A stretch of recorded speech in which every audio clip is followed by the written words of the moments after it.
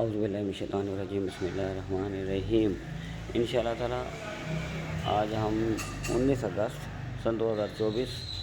بروز سوموار آستان عالیہ دربار عالیہ نقشبندیہ چراغیہ کروڑ پرکاشی بچا حاضر ہاں اور میرے والد پاک قبلہ پیر سید چراغوں نے شاہ صاحب دی بارگاہ وچ حاضری دیندے ہاں اور انشاءاللہ تعالیٰ آج مارننگ دے اندر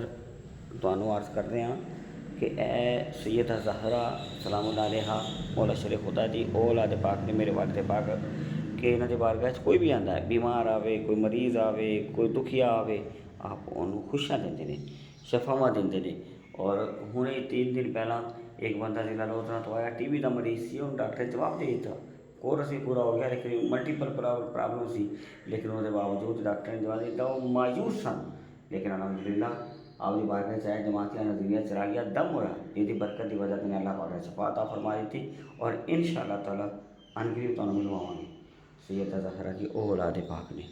اسی جنہاں دی مثال دنیا وچ نہیں ملتی، اسی سیدہ زہرا دی بارگاہ چ یہ عرض کر سکتے ہیں کہ ہیں بابا شافعِ معشر تمہارے وہ بچا لیں گے، ہیں بابا شافعِ معشر تمہارے وہ بچا لیں گے، بروز حشر رکھ لینا ہمارا بھی بھرم ذرا، بروز حشر رکھ لینا ہمارا بھی بھرم ذرا۔ امام عالی مقام کے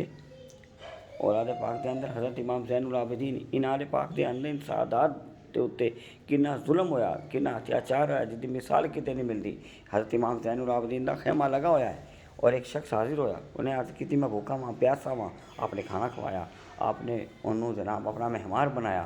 3 دن کھانا کھوایا اور 3 دن مہمان بنایا، اور پھر جدو جان لگیا اے دیکھو کردار، تو انہوں نے کہا جی تسی میں نے پہچانا نہیں،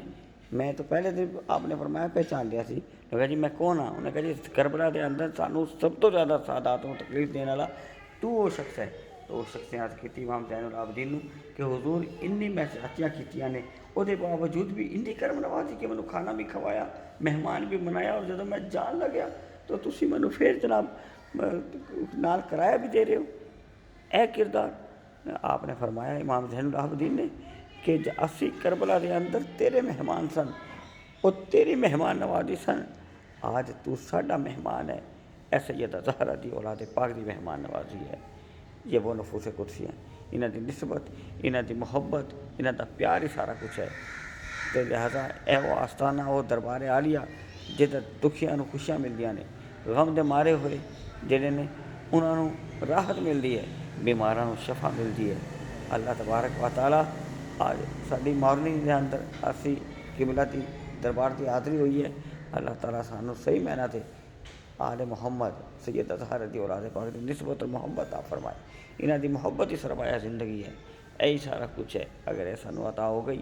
یہ سارا کچھ ہے، اگر یہ نہیں ملی پھر کچھ بھی نہیں ملا۔ اللہ تبارک و تعالیٰ ڈھیر و برکت رحمت نعمت عطا فرمائے۔